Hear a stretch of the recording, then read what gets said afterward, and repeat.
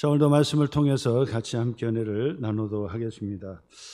모세와 여호수아. 모세는 애굽 땅에서 종되었던 이스라엘 백성들을 이끌고 홍해를 육지처럼 건너 광야 40년을 이끌었습니다. 모세의 탁월한 이 지도력을 우리가 볼 수가 있었습니다.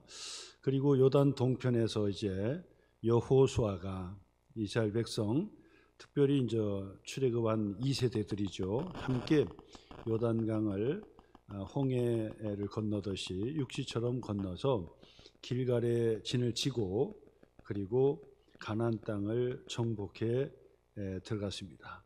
그리고 그 땅을 12지파 공동체에게 나누어 줬지요.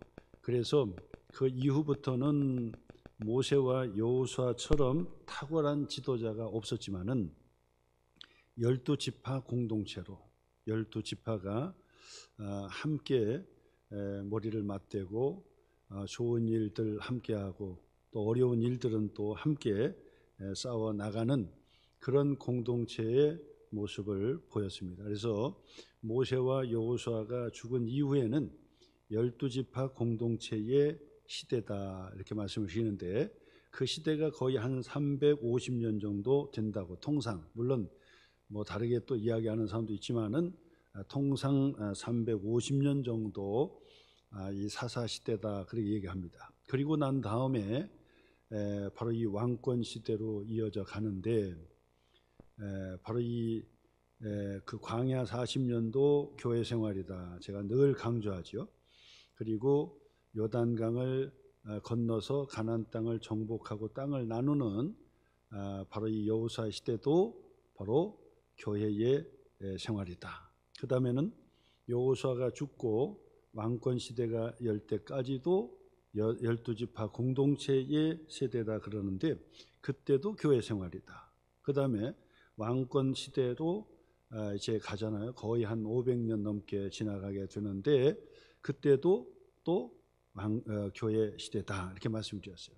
자, 그래서 사실은 이 성경의 그 말씀은 다 우리가 하나님의 나라의 삶을 살아가기 위해서 우리의 인생에게 주어진 바로 그 기간 동안 교회 생활을 우리에게 가르쳐주는 말씀이 된다. 그렇게 이해를 하시면 될 겁니다. 교회 생활입니다. 교회 생활 잘하는 것은 결국 하나님의 나라에서 생활하는 것이다. 그렇게 말씀을 드릴 수 있습니다. 그러나 교회 생활은 완전할 수가 없지요. 완전할 수가 없어요. 그러나 완전할 수 없지만은 하나님의 나라의 삶의 맛을 보면서 그 나라를 소망하고 그 나라를 우리가 기대를 하는 것입니다. 그래서 교회 생활은 어찌 보면 세상에서의 삶하고는 다르고, 그리고 하나님의 나라라고 볼 수는 없지만은 하나님의 나라의 삶을 맛배기로 보여주는 바로 그것이 바로 교회 생활이다. 그리고 교회 생활이 하나님의 나라의 맛을 자꾸 보여줘야 전도도 되고 선교도 되고 모범이 되고, 그래서 전도할 수 있는 거죠. 하나님의 나라가 있습니다. 맛을 보여줘라. 교회 와봐라. 교회 오면 하나님의 나라의 삶의 원칙과 삶의 모습이 다르다. 그것이 거룩이죠. 구별된 삶의 모습이 드러난다. 그래서 교회 와봐라. 교회 오니까 교회를 보니까 천국이 있는 것 같습니다. 천국을 소망하고 기대하고 바라볼 수가 있어야 되겠다라고 하는 것이죠. 근데 교회 와봐라 했는데 교회 와서 보니까 엉망진창이야. 그러면 천국에 대한 기대를 할 수 없고 소망을 할 수 없고 믿음을 가질 수가 없다. 그래서 교회는 천국을 모형으로 보여주는 모델하우스다. 이제 그렇게 제가 말씀을 드립니다. 모델하우스와 같은 것이다. 여러분, 아파트는 지어져 있지 않아서 볼 수가 없어요. 허허벌판이라고 볼 수가 없어요. 근데 그 허허벌판에다가 이렇게 아파트를 집니다. 그래서 모델하우스를 딱 멋지게 져놓는다고요. 그리고 나서 와서 보세요, 청약하세요 그런다고. 허허벌판에 아파트가 이렇게 지어집니다. 그래서 모델하우스에 가가지고 다 일일이 살피고 꼼꼼히 살피고 뭐 재질은 뭘로 하고 또 뭐 어떻게 디자인하고 뭐 전부 다 그걸 보는 거예요. 그래 보면서 내가 계약하겠다. 저 벌판 아직 눈에 보이지 않지만은 그러나 때가 되면 이렇게 모델하우스처럼 바로 이 아파트가 져질 것이다. 그것을 모델하우스를 통해서 믿음으로 그 아파트를 청약하는 거예요. 그리고 기다리는 거예요. 이처럼 교회 생활은 결국 교회는 하나님의 나라의 모델하우스와 같은 것이다. 눈으로 보이지 않아요. 세상의 눈으로 보지 않아요. 볼 수가 없어요. 근데 교회 와서 보면 이게 천국의 모습, 완전한 모습은 아니지만은 천국의 모습이 바로 이와 같을 것이다. 그래서 교회는요, 그래서 좋은 공동체가 되어야 돼요. 완전한 공동체는 세상에 없어요. 그러나 교회를 보면 천국을 소망하고 또 기대할 수 있을 만큼 교회는 매력적인 공동체, 구별된 공동체, 거룩한 공동체가 되어야 한다라고 말씀을 하시는 거예요. 그래서 광야 40년도 하나님께서 어떻게 먹이고 입히고 마시우게 하는지, 어떻게 생활하게 하는지를 신앙으로 경험하게 하시고, 그 다음에 가나안 땅을 정복해 가면서 땅을 분배하면서도 하나님의 나라의 삶의 모습은 원망 불평하지 않고 시기 질투하지 않고 모두가 공감하는 공평하면서도 공정한, 그러면서도 정의가 있고 인권이 있고 사랑이 있는 그런 매력적인 그 공동체로 그렇게 보여지는 거예요. 그래서 교회가 바로 이렇게 생활하는구나. 그리고 왕권 시대를 열어서도 마찬가지고요. 다 그렇게 하는 거예요. 자, 근데 오늘 성경 사무엘상 8장의 말씀은 이제 사사시대 350년, 이 사사시대 350년, 곧 12지파 공동체라 그랬죠. 12지파 공동체, 사사시대 350년을 지나고 이제 왕권 시대를 여는 바로 이 중요한 시기가 바로 이 사무엘상 8장의 말씀에 기록하고 있다고 볼 수 있어요. 그래서 우리가 상식적으로 아는 것처럼 마지막 사사는 사무엘이고, 그리고 그 사사 사무엘은 왕권 시대의 첫 번째 선지자다, 이렇게 얘기합니다. 선지자는 왕권 시대에 하나님께서 특별히 제정해 주시고 또 보내주신 것이 바로 이 선지자예요. 선지자의 사명은 왕 옆에서 늘 직언을 하라 그랬어요. 무슨 직언을 해요? 왕 옆에서 선지자는 얘기합니다. 당신이 진짜 왕이 아니라 진짜 백이 왕은 여호와 하나님 한 분이십니다. 그러니까 당신은 왕 대행이지 진짜 왕은 아닙니다. 그러니 겸손하시고 진짜 왕 되신 하나님 앞에 무릎을 꿇으세요. 그렇게 직언을 하는 거예요. 그리고 백성들한테도 마찬가지죠. 백성들한테도 그들에게 직언을 하는 것입니다. 당신들을 지키시고 함께 해주시는 진짜 왕은 여호와 하나님 한 분이십니다. 한 분입니다.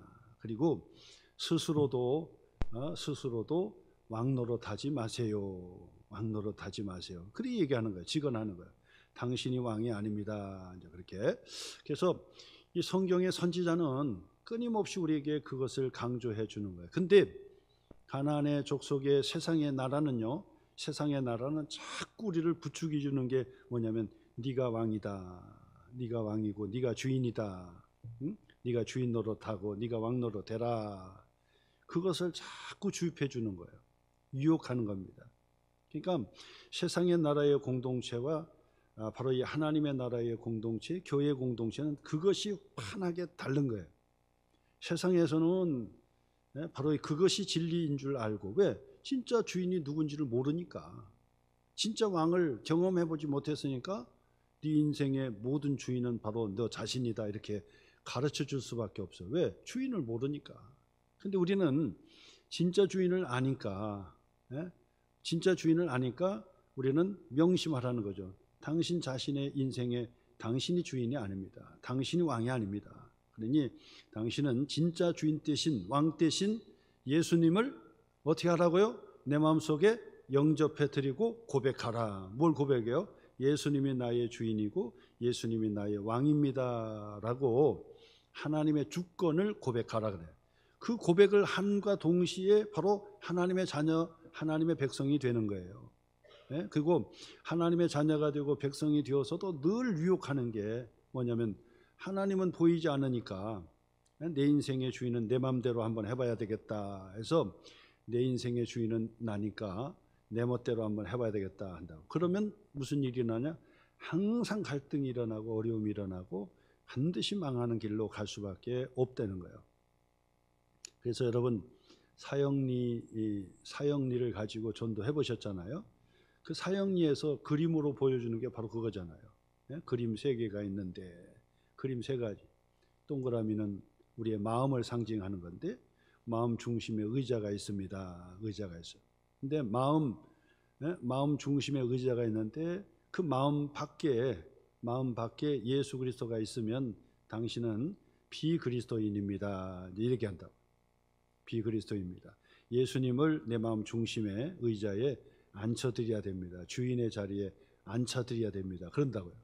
그래서 내 마음 중심의 의자에 바로 진짜 예수님을 주인으로 모셔드리면 당신은 그리스도인입니다. 이제 얘기한다.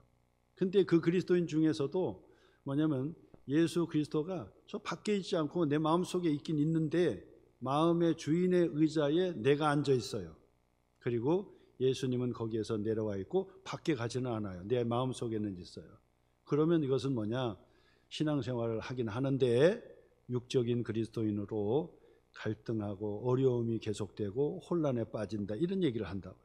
그러니까 그림으로 간단하게 전도하는 거거든요. 그러니까 반드시 우리는 바로 이 내 인생의 진짜 주인은 여호와 하나님, 바로 예수님이십니다라는 고백을 계속하고 내 마음 중심에 주인의 자리에 예수님을 자꾸 앉혀드리는 거예요. 그러면 그 사람은 성령 충만한 사람, 은혜 충만한 사람으로 살아갈 수가 있다. 그 이야기를 하게 되는 것입니다. 자, 그래서 보세요. 350년 사사시대 12지파 공동체 시대에서 마지막 사사가 사무엘인데 사무엘 시대에 하나님의 큰 복을 받았다 그랬어요. 사무엘 시대에 4가지 복을 받았다. 지난주에 제가 말씀드렸어요. 첫째, 무슨 복을 받았어요? 에베네셀, 하나님께서 자꾸 도와주시는 거예요. 언제든지 도와주시는 복을 받았어요. 에베네셀의 복이다. 때마다 항상 도울 자가 있어요. 돕는 사람이. 그냥 복이라고요. 두 번째로는 어려움을 막아주시는 복. 그래서 항상 어려울 때마다 다 막아주는 거예요. 막아주는 거예요. 외벽도 막고 내벽도 막고 그리고 밑창도 막고 다 막아주는, 어려움을 다 막아주시는 하나님의 복이다. 세 번째 복은 뭐였습니까? 회복시켜 주셨다. 그래요. 회복시켜 주셨다. 블레셋에 빼앗겼던 성읍들을 다 도로 찾을 수 있었죠. 회복해 주시는 복이다. 그 다음에 4번째 복은 뭐였습니까? 평강의 복이었다. 평강의 복. 그래서 우리가 많은 것을 가지고 또 권력을 가지고 살지만은 마음에 평안이 없으면 그 복이 아니에요. 근데 초가 삼간에 살아도 우리가 마음 평안을 가지고 살면 그것이 천국이라 그러잖아요. 마음의 평강을 얻는 것이 복인데, 사무엘 시대에 평화의 복을 얻게 되었다. 그래서 4가지 복을 얻게 되었는데, 그 4가지 복은 왜 어떻게 해서 받았어요? 하나님을 사모했고, 그 다음에 하나님의 말씀, 설교의 말씀에 순종했고, 그 다음에는 회개하고 금식하는 미스바의 성회에 기도를 했다. 그래서 3가지, 하나님을 사모했고, 그 다음에 말씀에 순종했고, 그 다음에 기도를 잘했다는, 기도 성회를 했다는 거예요. 그랬더니 하나님께서 사무엘 시대에 4가지의 하나님의 복을 주셨다. 4가지 복을 주셨다는 거예요. 자, 그런데 바로 이 교회의 공동체에 항상 갈등이 있다. 제가 말씀드렸죠. 늘 얘기하는 거예요. 교회 공동체에 뭐가 있다? 갈등이 있고 어려움이 있고 힘든 일이 있고 그래요. 그것이 정상이에요.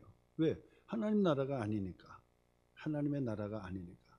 하나님의 나라를 보여준다 하지만은 완전한 하나님의 나라가 아니다 보니까 갈등이 있고 어려움이 있다 그 말이에요. 항상. 그래서 이 갈등의 문제, 어려운 문제를 어떻게 해결하느냐가 그 공동체의 실력과 능력이다. 그리고 개인의 능력이다. 제가 그 말씀 드렸어요. 갈등의 문제를 잘 해결하는 것은 그 사람의 능력의 문제예요.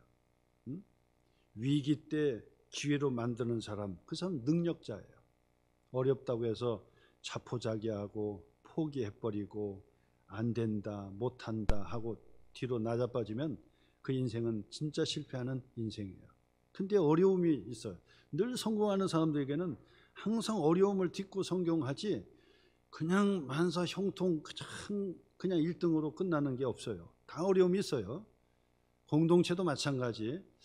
저 교회는 참 평안하고 좋겠다 그러지만은 그만큼 다 어려움을 딛고 그 교회가 다 서는 거지 어려움이 없는 교회가 없어요. 지금도 마찬가지예요.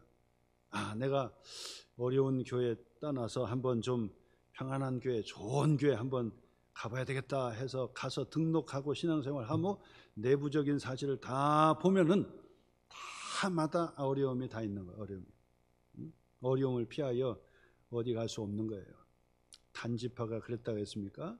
단지파가 블레셋과의 전쟁을 포기하고 쉽게 살려고 북쪽으로 헬몬산 아래쪽으로 그쪽으로 갔어요. 가서 보니까 옥토의 땅이고 비옥한 땅이고 물이 흐르는 땅인데 거기에서는 얼마든지 물리치고 쉽게 땅을 차지할 수 있어요. 글리 도망가는 거나 마찬가지예요. 그래서 이 단지파가 북쪽으로 도망가는 바람에 그 단지파는 가장 먼저 사라지는 지파가 되었다. 제가 그 말씀 드렸어요. 나중에 성주순례 가면 저 북쪽으로 이제 올라갑니다. 헬몬산 쪽으로 올라가요. 그래서 이 단지파가 살았던 바로 그 지역을 딱 돌게 되거든요. 보면은 지금도 헬몬산의 그 얼음이 그 얼음이 사계절 내내 얼었던 그 얼음이 그냥 녹아가지고 계속 흐르기 때문에 물이 콜콜콜콜콜 나와요. 콜콜콜 나와요. 그 보면은 여기는 진짜 좋은 땅이로구나. 누가 봐도 다 좋게 느껴져요. 이 단지파가 쉽게 그 땅을 차지하려고 올라가서 차지했지만은 그러나 단지파는 사라지고 말았다 그랬어요. 그렇기 때문에 반드시 돈을 벌어도 어렵게 벌어야지 쉽게 거저 버는 돌은 쉽게 나가게 되어 있어요. 그렇기 때문에 어렵게 인생도 어려운 길을 선택해야 되고 이 쉬운 길이 있고 어려운 길이 있다 그러면 어려운 길을 선택해야 돼요. 그래서 젊은 사람들에게도 그러잖아요. 젊어서 고생은 사서도 한다는 그 말을 어른들이 얘기하잖아요. 그처럼 어려운 길을 선택하셔야 돼요. 쉽고 넓은 길을 선택하는 게 아니라 좁고 어려운 길을 선택해야만이 나중에 그게 저력이 되고 능력이 되고 실력이 되고 그렇게 말씀을 드리는 거죠. 자, 그래서 교회는 어느 교회든지 다 어렵고 갈등이 있다. 근데 그 갈등의 문제를 어떻게 해결하느냐는 거, 어떻게 해결하느냐. 그것이 능력이에요. 그것이. 어떻게 해결하느냐. 계속해서 12지파 사사의 공동체에서도 계속 그게 나오고요. 그다음에 왕권 시대도 계속 그 얘기가 나오는 거예요. 어려울 때마다 어떻게 해결하느냐. 자, 오늘 성경에서도 이 사사 시대에 막 빠지고 왕권 시대를 여는 데 있어서 갈등이 일어났어요. 그 갈등이 일어났기 때문에 왕권 시대가 열려진 거예요. 그러니까 어떤 갈등이 일어났을까요? 어떤 갈등이? 바로 이 이스라엘의 장로의 그룹들이, 지도자들의 그룹들이 문제를 제기하기 시작한 거예요. 이거 안 되겠습니다. 그 상황이 어떤 상황이냐? 이 사무엘이 늙어서 은퇴를 하고 자기의 고향 땅 라마에 가가지고 쉬고 있었던 거예요. 그리고 나서 이 사무엘의 두 아들들이 사사가 되고 재판장이 되어가지고 이스라엘을 그 다음으로 이어져 가고 있었던 거예요. 자, 그런데 이 사무엘이 늙어서 은퇴를 하고 고향 땅 라마 땅에 가서 쉬고 있는데 아들들이 다스렸잖아요. 근데 그 아들들이요, 사무엘 아버지만 못했다는 사실이에요. 아버지만 못했어요. 자, 오늘 성경 1절과 2절, 3절까지 보니까 2절 보세요. 장자 이름이 요엘이라, 요엘이고 두 번째 이름은 아비야라. 그래서 두 사람이 브엘세바에서 사사, 재판장, 제사장 하면서 실권을 가지고, 왕이 아직 아니니까 실권을 가지고 다스렸는데 3절 말씀 보니까 그의 아들들이 자기 아버지의 행위를 따르지 아니했다. 그래서 저는 성경의 인물 중에서 하나도 실수하지 않고 정말 온전하게 한평생을 마지막까지 산 사람이 있다고 한다면 그 사람이 누구냐? 사무엘이에요. 사무엘. 근데 사무엘에게도 정말 개인적으로 볼 때는 사무엘이 정말 완벽하리만큼 그렇게 신앙생활과 모든 생활을 다 살았는데, 어렸을 때부터 바로 이 실로의 성전에서부터 살았으니까요. 자, 근데 이 사무엘에게도 참 뼈아픈 그런 그 아픔이 있었는데, 문제는 뭐냐면 두 아들이 아버지만 못했다라는 사실이에요. 아버지만 못했어. 오늘 성경은 그 얘기죠. 아버지의 행위를 따르지 아니했다는 거예요. 아버지만 못했어요. 그래서 그들이 보니까 이익을 따라 뇌물을 받고 판결을 굽게 했다. 그래서 참 기가 막힌 사건이죠. 사무엘에게 있어서 자식에 대해서는 장담할 수가 없었다는 사실이에요. 자식 앞에 그냥 죄인처럼 고개를 떨굴 수밖에 없었다는 거예요. 여러분, 자녀들이 정말 신앙생활도 잘하고 믿음 생활도 잘하고 독립적으로 경제적인 독립을 해서 잘 살면 얼마나 감사하고 또 얼마나 기쁘겠습니까? 자, 그런데 아들 얘기만, 자녀 얘기만 나오면 그냥 작아지고 목소리도 작아지고 고개도 떨구고 할 말도 없고 막 이러면 어떻게 하겠냐고요. 그 자식의 문제를 본인 스스로 이게 할 수가 없는 거거든. 그래서 그 부모가 똑똑한 부모일수록 이 자녀들이 좀 어려워요. 그래서 수학을 잘 못한다고 그래가지고 야 이놈아 이 수학도 못하냐, 아버지가 막 데리고 가르쳤어요. 그랬더니 더 망쳐지는 거예요. 더 망쳐. 차라리 안 가르치고 딴 사람에게 맡겼어야 하는데 아버지가 붙들고 가르친다는 게 망쳐버린 거예요. 망쳐. 제가 그런 가정을 많이 봤어요. 많이 봤어요. 아버지가 수학을 그렇게 잘해요. 뭐 이과 출신이고 뭐 하여튼 연구원 출신이고 하다 보니까 막 수학을 너무 잘해. 네? 근데 저에게 그러는 거예요. 장로님이었는데 그 장로님이 저한테 그러는 거예요. 나는 공부를 왜 이렇게 못하는지를 이해를 못하겠다는 거예요. 그래서 장로님한테 내가 붙들고 장로님 그 말이 무슨 말입니까? 그랬더니 아니 어떻게 공부를 못하냐는 거야. 그 장로님 그게 잘못됐지요. 아니 공부 못할 수도 있는 거지. 장로님 생각으로. 장로님은 뭐 어렸을 때부터 초등학교 때 잘했는지는 모르지만은 못하는 사람도 있다는 사실을 아셔야지. 그랬더니 어떻게 공부를 못하냐는 거야. 이해를 못하겠다는. 그러니까 공부를 잘하는 사람은 공부 못하는 걸 이해를 못한다는 거야. 참 기가 막힌 얘기죠. 그러니 어떻게 하겠습니까? 애를 붙들고 죽이는 거죠. 뭐. 이게 애가 남아 덜겠습니까? 그러니까 뛰쳐나가고 반항하고 아버지가 가르치고 그러니까 자존심도 상하고 뭐 그래서 차라리 다 때려치고 공부도 안 하는 거예요.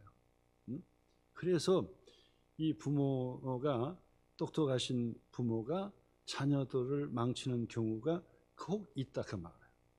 그래서 이 사무엘도 보세요. 이 사무엘은 어렸을 때부터 성소에서 자랐기 때문에 완벽합니다. 완벽해. 정말 철두철미합니다. 근데 그 사무엘의 이 명성과 존경을 혼자 다 받고 있는 최고의 권력자 아닙니까? 이 엘리 제사장이 죽고 난 이후에 이 사무엘 선지자는 사무엘은 사사, 재판장, 제사장 모든 통수권을 다 가지고 딱 서는 사람이니까 얼마나 대단합니까? 그렇게 대단한 사무엘의 그 두 아들들은 문제가 심각했다 그 말. 문제가 뇌물을 받고 이익을 따라서 판결을 굽게 했다고 하는 거예요. 그건 심각한 문제죠. 그래서 이 이스라엘의 장로들이 모여가지고 문제 제기를 한 거야. 야, 이거 안 되겠다. 도대체가 우리가 사무엘은 그냥 땅바닥에 엎드려서 순종하고 다 섬겨주고 하라는 대로 다 하면서 이 나라를 평강으로 이끌어줬는데 아들들은 우리가 못 받들어 섬기겠다는 거야. 아들들은 이거 안 된다는 거예요. 이거요.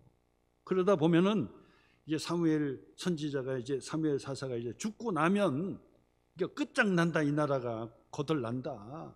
그러니 도대체 우리가 여기서 인내하고 참고 기다릴 수가 없다.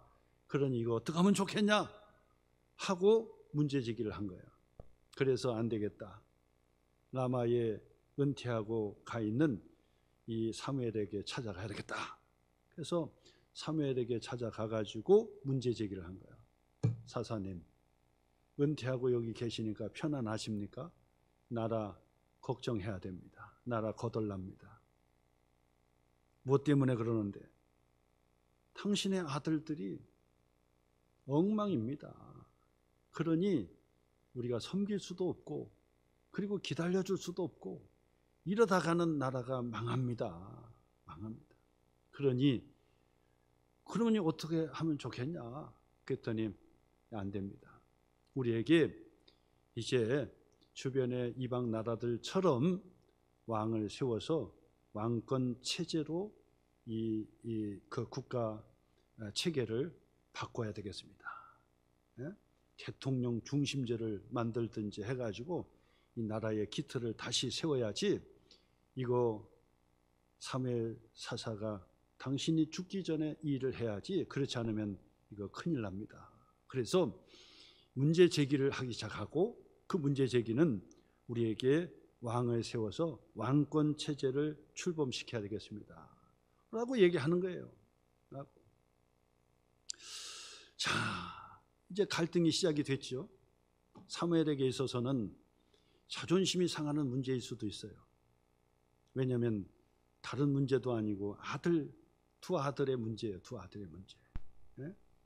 그리고 두 아들의 문제를 떠나서 이거는 이 나라의 존폐 위기가 달려있는 문제이기도 하고, 그리고 이 이스라엘의 장로 지도자들이 이렇게 문제 제기를 이슈화하고 딱 갈등의 문제를 다 천하에 드러내고 되니까 이거 어떻게 하면 좋겠냐 이 말이에요. 갈등의 문제.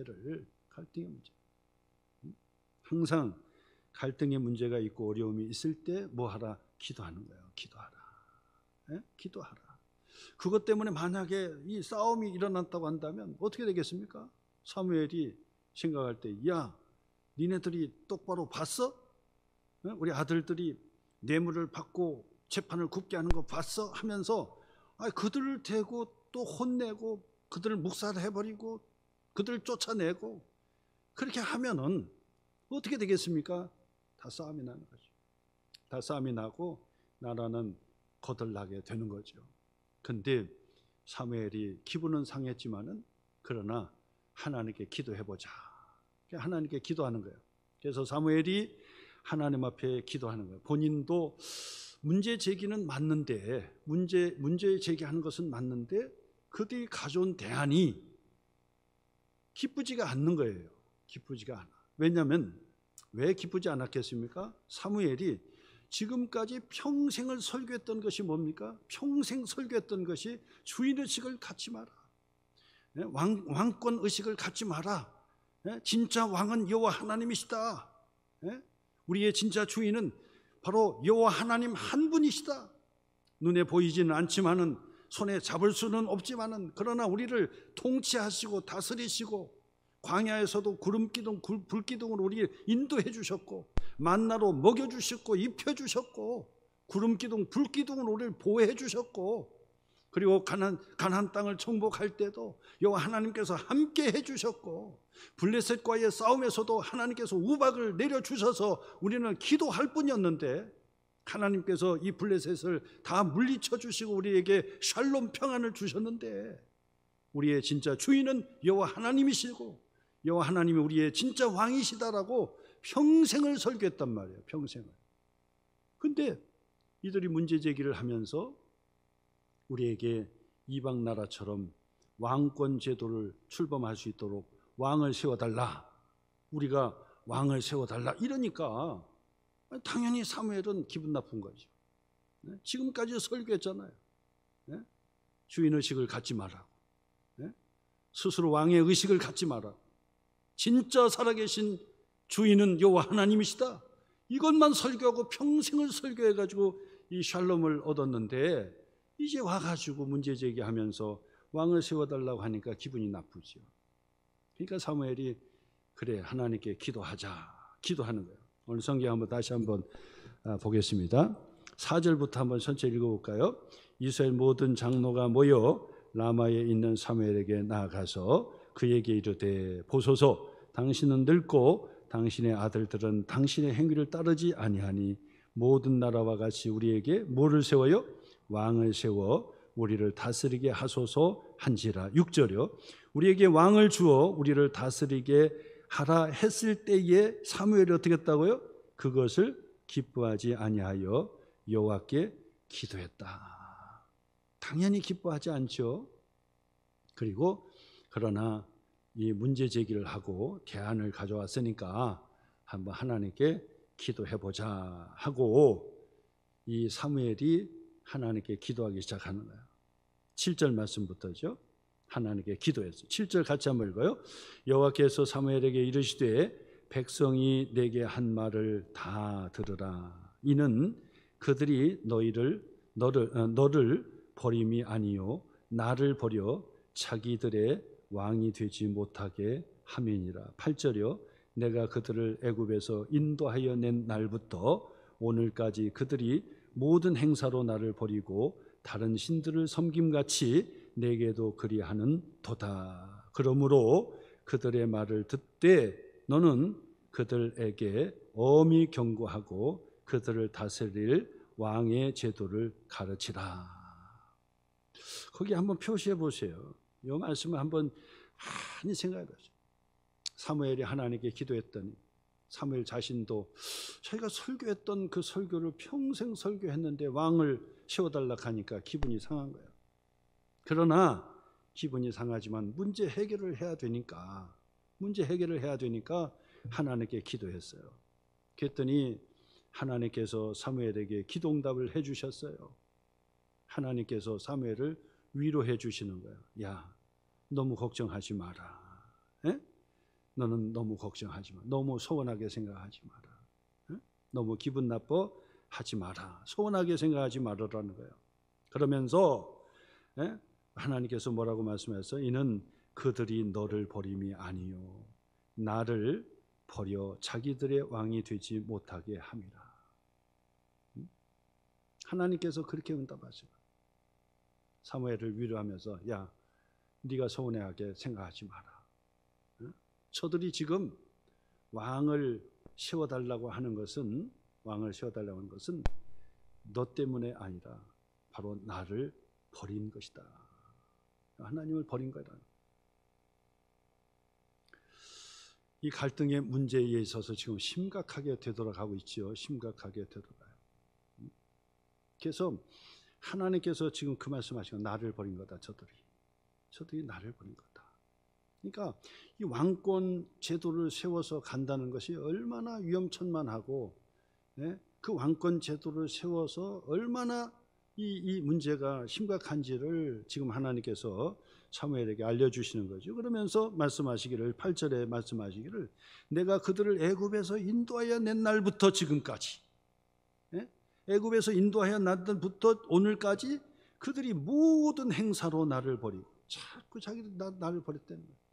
그러니까 이 세상의 이 문화와 세상의 이 가치나 세상의 이 가르침이 얼마나 센지를 몰라요.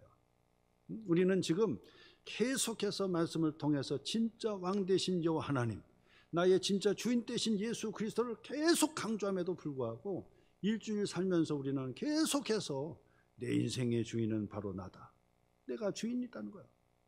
그러니까 내 인생의 주인 행세를 하면서 사는 거예요. 주인 행세를. 어찌 보면 인생의 삶에 있어서 이 맛이라고 하는 게 있잖아요. 그 첫 번째 맛이 뭐냐면 해빙이에요. 해빙이라는 게 뭐죠? 갖는 것을 내가 다 내 것 만들고 내가 주인 행세하는 거죠. 내 것 만들고, 사람도 내 사람 만들어서 내가 주인 노릇하는 거고, 재산도 내가 많이 벌어서 내가 주인 행세하는 거예요. 해빙. 끊임없이 우리가 평생 살아가면서 이 해빙을 하는 거예요. 내 것 만드는 기쁨이 있다고. 내 것 만드는 기쁨. 내 마음대로 하고 싶잖아요. 내 마음대로. 네? 내가 하고 싶은 대로 하고 싶은 해빙에 문제가 있다고. 해빙에. 응? 내 것 만들어서 얼마나 부리니까 얼마나 좋아요. 그 다음에 두 번째로는 두잉이 있어요. 두잉이 뭡니까? 내가 행하는 거예요. 갖고 싶고, 그 다음에 행하고 싶고, 뭐든지 하고 싶은 건. 두 가지는요, 다 이게 매력이 있는 거예요. 어떤 사람은 돈을 자꾸 버는 데 기쁨이 있어가지고 쓰지는 못하고 계속 버는 사람이 있고, 어떤 사람은 쓰는 족족 계속 버는 족족 쓰는 사람이 있어요. 버는 것을 뭐라고 하는 사람이 있는데, 쓰는 것도 이것도 매력인 거예요. 쓰는 것도. 그렇잖아요. 막 팍팍 써대놓고 막 카드 긁기 시작하면 얼마나 기분 좋습니까? 막 가서 그냥 아무 데 걸어도 척척 걸어도 막 긁어도 막 되니까. 두잉의 문제입니다. 해빙, 갖고 싶고, 그 다음에 하고 싶고. 예? 그 중에 가장 중요한 게 뭐냐면 빙이에요. 빙. 내가 어떤 존재로 살아가느냐, 빙의 문제가 가장 중요하고, 이것을 우리가 행해야 되는 것이다. 행해야 된다. 어떤 존재로 내가 살아야 될 것인지, 이거에 대해서 우리가 살아가야 돼요. 그래서 자꾸 갖고, 그 다음에 행하고 하는 것보다도요, 하나님께서요 얼마나 기분이 상했는지, 오늘까지 애굽에서 인도하여 낸 날부터 지금까지 그들이 모든 행사로 나를 버렸고 다른 신들을 섬김같이 내게도 그리하는도다. 그리한다. 하나님께서 그 말씀하시는. 그러면서 그러므로 9절이죠. 그러므로 그들의 말을 들어라. 그들의 말을 들어줘라는 거예요. 그래도 하나님께서 기분 상하지만은 한번 들어줘라. 그래서 여러분, 교회의 공동체는 하나님의 나라의 완전한 공동체가 되지를 못해요. 그리고 세상에서도 파라다이스와 같은 완전한 세상이 반드시 도래한다고 생각하고 그렇게 얘기하는 사람은 100% 거짓말이에요. 왜? 성경은 그렇게 얘기하지 않으니까. 특히 이 공산주의를 그 이념으로 세우는 사람들은 100% 거짓말 하든지 아니면 본인이 쏟고 있든지 둘 중에 하나죠. 순진해서 쏟고 있든지 아니면 100% 거짓말이든지. 여러분, 그것을 여러분들 다 아셔야 돼요. 왜? 세상은 완전한 이상적인 나라가 오질 않아요. 그 나라가 오기 전까지, 공산주의 세상, 완전한 세상이 오기 전까지 독재를 해도 되고 거짓말 해도 되고 수단 방법을 가리지 않는다고 그렇게 얘기하면서 독재를 정당화시키면서 이 사회의 체제를 혼란하게 만드는 공산주의, 사회주의, 정말 못된 것입니다. 그거는 성경 적이질 않아요. 성경은 그런 나라가 없어요. 그런 나라가 없어요. 하나님의 나라만 완전한 나라예요. 하나님의 나라만 완전한 나라지 세상의 나라는 절대로 완전한 세상이 오지를 않아요. 오지를 않는 거예요. 그래서 하나님의 나라를 보여주는 그런 세상을 우리가 만들어 가기 위해서 여러 가지를 우리가 합의하고 법도 만들고 서로 견제도 하고 하는 그 시스템을 갖춘 나라, 바로 그 체제가 중요한 거예요. 그래서 자유민주라고 하는 그런 이 체계가 그래서 중요한 거고, 그것은 성경적으로 나온 것이라고 보십니다. 제가 이거는 신학적으로 깊이 있게 제가 또 말씀드릴 수 있어요. 인간을 어떻게 이해하느냐, 인간 이해부터 시작하는 거예요. 인간 이해. 인간이 누구냐? 거기서부터 시작하는 거예요. 인간이 완벽한 인간일 수 있느냐? 없어요.